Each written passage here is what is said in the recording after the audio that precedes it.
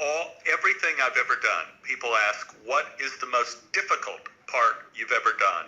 And it was Sammy Jankis in Memento. You have to be very careful. You wander around playing detective. Maybe you should start investigating yourself. At least here in America, the standard for a first draft of any movie is about 120 pages. They don't want to see anything longer than that, and producers are very happy if it's 110. And a shooting draft, they basically want to get into the high 90s, 97 pages. So I get the script for Memento. It's about 300 pages long. Just the first draft? First draft. I mean, it's like this. It's the Bible. Yeah, it's the Bible. I go, what is going on? I go, this has to be the worst script in the world. And why do I get all of these crazy projects of people giving me this thing? But what happened was that Chris and his brother, who wrote the script, they wrote in detail how every scene was shot. So as you read the script, you see, we're doing an over-the-shoulder shot at the front of the motel to where we see this, and the cup of coffee is in the same place. So they are describing everything, and you read, we're in the same scene. Are we going backwards? What's going on? You're able to see it in the screenplay. So I get halfway through. My wife is kind of next to me, and I'm going, damn it. And she goes, what, is it really bad? I go, no. Right now, it is one of the best scripts I've ever read, and I know it's going to let me down because you cannot be this tricky with a script and have it survive Act 3. It's all going to come crashing down. I know it's going to be useless by the time we get to the end. So I continue to the very end, and I grab the script, and I throw it across the room, and my wife goes, terrible. And I go, no, maybe the greatest script I've ever read. Remember Sammy Jankis? Remember Sammy Jankis? Great story, gets better every time you tell it. So you lie to yourself to be happy. There's nothing wrong with that. We all do it. So I went in and met Chris, and Chris says, I'm so happy that you wanted to meet with me, but there's not really much for you to read in terms of Sammy Jankis. I go, Chris, I'm not going to read.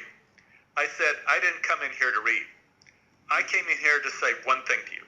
People are going to read this script, and everybody's going to want to do it because it's brilliant. Time for my shot.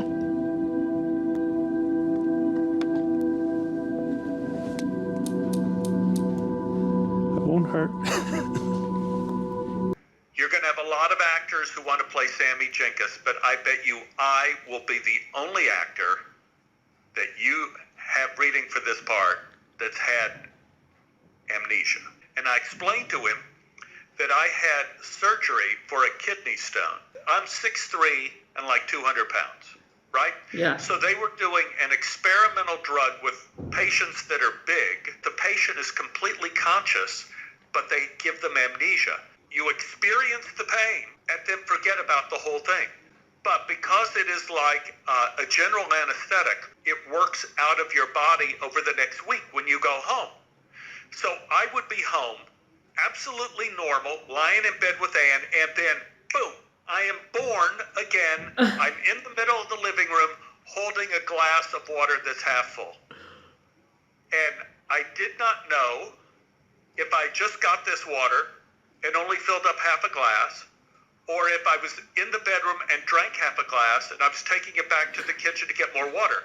I would be in the bathroom looking at little Steve, but I'm not peeing. I'm just standing over the toilet, and I did not know if I was about to pee or if I finished. And I'm standing there, and then Anne, my wife, yells, "You finished 10 minutes ago!"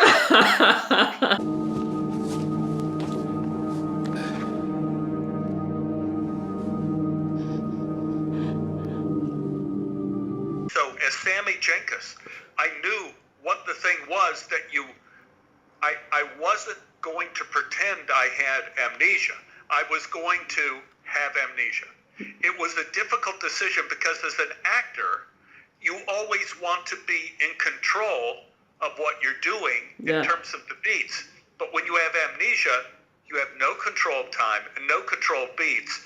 And so I had to surrender everything to Chris and just like I have the TV changer just to, that everything just stops even in the middle of a word. If it happens in the middle of a sentence, and the whole thing about injecting Harriet, over and over again with the insulin, I had to continually forget and not worry about the scene. Yeah. I had to continually go moment to moment and go, it's up to Chris to make this scene work.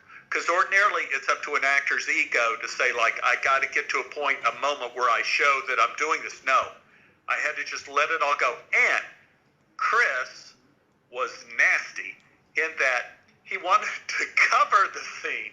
So I had to do this and do the scene, not remember what I did. Then he's coming in for a close-up, and I had to somehow remember what I did, even though I didn't remember what I did. It was so difficult. You don't even know who you are. Yes, I do. I don't have amnesia.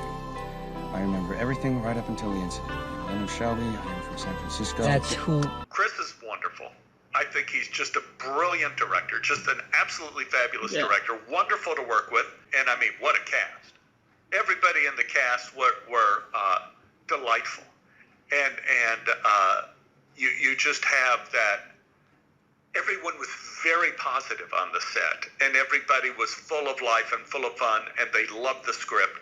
So it was one of those shows that I really felt community with everyone on the script, including Chris, that I felt like we were all one family and we loved what we were doing. Yeah. We loved that we were a part of this project. Little did we know at the time that it would be, for a long time, the #1 independent film ever made. Yeah. We had no idea it would have such commercial success. Yeah. And that Chris would get such success with all the Batman movies.